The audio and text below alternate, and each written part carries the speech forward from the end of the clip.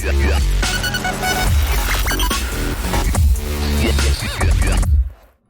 everybody and welcome to Forever Rugby on Forever Sports for today's preview as the Western Province take on the Sharks tomorrow in the second of the Currie Cup semi-finals. Obviously the Bulls versus the Lions is the precursor, but then in many ways the match of the weekend, not necessarily because it's the best two sides, but because it's the first time these sides will actually clash in the competition. Both matches in the both Super Rugby Unlocked as well as Currie Cup were cancelled as a result of COVID-19 protocols. So it is the first time these two sides will clash in a coastal derby. And it's a full-strength side for Western Province and a couple of interesting selections in the Sharks side. Two particular selections which might raise an eyebrow or two, but we'll get into the teams in just a moment. Please do subscribe to the channel, bottom right hand corner. We will be doing a live watch along for both semi-finals. We'll be live at 2 o'clock or just before 2 for Bulls versus Lions, and then again just before 4:30 for the Western Province versus Sharks game as we finally get down to the business end of the competition. So if we have to look at the two teams, first up we'll look at the Western Province, and the big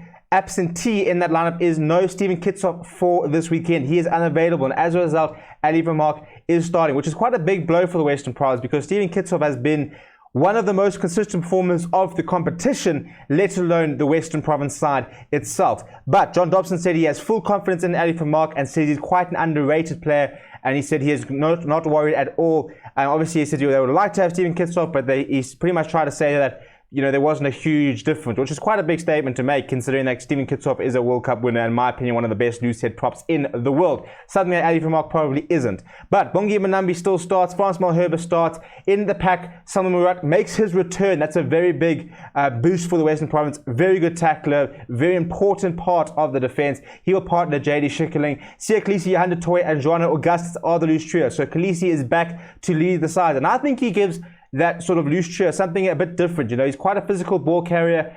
He's quite quick, quite pacey, which sort of offsets the sort of bulk and the hard and the sort of the grunt that Joanna Augustus and Johanna Toy bring. So it's something a little bit different. He's not necessarily a fetcher, but when you got something like Bongi Mbonambi so confrontational, it's just such a big pack that the Western Province do have, and such a class pack. I mean, you're looking at that pack, and there are three World Cup winners. Salman Murat will play for the Springboks one day, so will Joanna Augustus. Off the bench, you've got the likes of Ernst van Reynick still come on, as well as Chris van Zyl, Jaco Coetzee. So they've got a lot of depth across the forwards. In terms of the back line, riddled with talent. You've got Herschel Yankees and Tim Swiel, who've started to form quite a nice combination. Tim Swiel has been quite important in that he's a much more natural fly half and does the sort of small fly half duties a lot better than Damian Willemse, who I think is a lot better at 15, where he can better express himself from deep. Andrew Davids and Cyril Peterson, a lot of pace on the wings there, so they'll want to try and get that back three into the side as much as possible. And the two who will be largely responsible for that is Rikus Pretorius and Dan du Plessis. And an interesting call to go at Dan du Plessis ahead of Ruan Nel,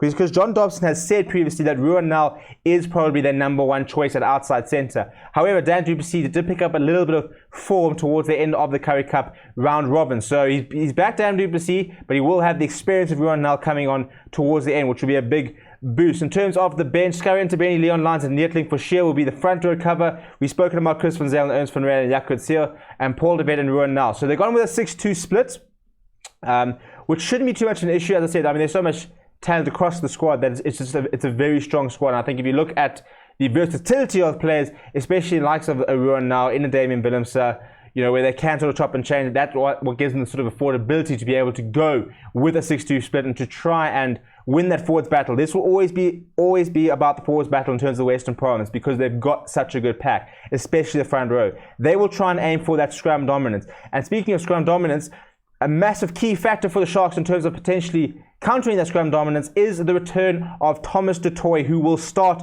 for the Sharks, back from injury and straight into the starting lineup. Oxenchair, who's been fantastic all season, so very good props there. But a very interesting call is that Faizan Bate is going to start ahead of Dan Jooste, who's quite an interesting call, because I think over the competition you could probably argue that Dan Jooste has been the more consistent and definitely has played a lot more rugby, but Faizan Bate has been quite impressive in the opportunities been given. Another huge call in the tight five is JJ van der Mesht being backed over Hiron Andrews. Hiron Andrews for me is one of the top performing locks, especially in the Super Rugby Unlocked season.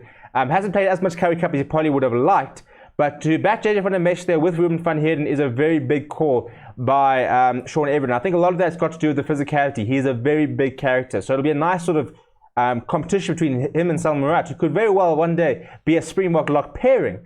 And then in terms of the loose trio, you know, you've got Dylan Richardson, Henko Fent, and Sikomboze Noche, a very different loose trio to the physical, big, hard-hitting one of the Western Province. The Sharks have got a much more mobile, better skill set, quicker loose trio. So I think the Sharks, I mean, it's going to be quite an interesting game because the Western Province will want to slow it down and bully the Sharks. The Sharks, on the other hand, will want to try and up the tempo. They've got a lot of pace across the side, even before you get to the back line, where it's just a stupid amount of pace, really. But they'll want to try and accelerate the game and try and get the game going as quick as possible. You look at the back line, Tanele Nahambe comes back in. Jaden Hendricks has been very good as well, so it's a nice option off the bench. Currie Bosch probably been the form number 10 across the entire competition. Another big opportunity for him to prove himself in a pressure scenario. Yapenke, Spur and Corsi are the wings. So Spur and Corsi being back is a huge win for the Sharks, as is Apelele Fassi, who's still growing back from injury, hasn't quite reached the heights that had him sort of being touted as the starting fullback for the Springboks, based on his form beginning of 2020, but he is slowly getting back. And then Marius Lowe comes back at inside centre. He will partner the captain, Lekanya, who will be looking to try and release the raw pace that he has around him. So it's a very quick Shark side. And then on the bench, Dan Justab, Zamo Njola, Mark Kumbarai, quite a young loose trio there, Hiron Andrews, Tembelani Boli, Jaden Hendricks, Jeremy Ward, and Marty Liebach. So look, it's both sides have got very decent benches. I think on the balance of it, the Sharks bench probably edges it. In terms, especially if you look at the backline players, Jeremy Ward's a very good player to be able to bring on, as is Marty Liebach, as is Jaden Hendricks, and Tembelani Boli has also been very impressive recently. So it's very interesting because it's two very contrasting sides, in that you've got the Sharks who, as I said, will want to pick up the tempo, and the Western Province who will want to try and bully them. So it'll be interesting to see, you know, especially Currie Bosch in the kicking game. The tactics will be quite interesting between the both sides. The Sharks will want to accelerate the game, so you know we'll do a lot of kicking, a lot of tactical kicking. We'll do a lot of kick chasing. Whereas the Western Province, you feel, will probably sort of keep it ball in hand, go through the phases, and then try and kick sort of more in and behind, and try and tackle the set pieces. They probably have the scrum advantage, and they'll probably have the line advantage, to be honest. Bongi Benami is a very, very good hooker to have in terms of finding a man, and Salman Murat is a very good line-out jumper. So I think that we're going to see the Western Province try and kick behind, try and find touch quite a lot, play a very sort of test match tactical kicking. When the Sharks, they definitely will kick. You know, we have seen them doing a lot of up and unders, but they will try and live on the counter-attack, try and create space across the field, which they can then exploit with the likes of Sikomboze Noche, Spur and Corsi, Lekanya, Yapenke, players who can create something out of nothing. Apelele Fassi, you know, so good on the counter-attack. So, yeah, I mean, it's going to be a big test for both sides. You know, it's going to be a test for the physicality. Can the Sharks keep up the physicality against the Western Province? And the Western Province, can they scramble defense? Can they one-on-one tackling? Will it be good enough to stop the Sharks? So it should be a very interesting contest in the Coastal Derby. Let me know what you think is going to happen. I'm going to back the Sharks. I think that, especially with the side that's coming, I think that, you know, I think the Western Province has got a better side on paper, but I do think that the Sharks are starting to find some really good rhythm. And I think that if they can carry the rhythm they had in the last few weeks, they could edge it, but I think it will be a close game. So I'm going to go Sharks by 5, which is a huge call, because I do think that the Western Province on the balance have a better side. But I just think that sometimes they've struggled to always pitch up when it really matters, something the Sharks have been maybe sort of less guilty of doing. Although they have had their fair share of disappointment. But let me know what you think is going to happen in the game right below. Subscribe to the channel. Make sure you like the video as well if you enjoyed it. I'll see you tomorrow for the live watch along of both games. My name is Stephen, and I'll chat to you very soon.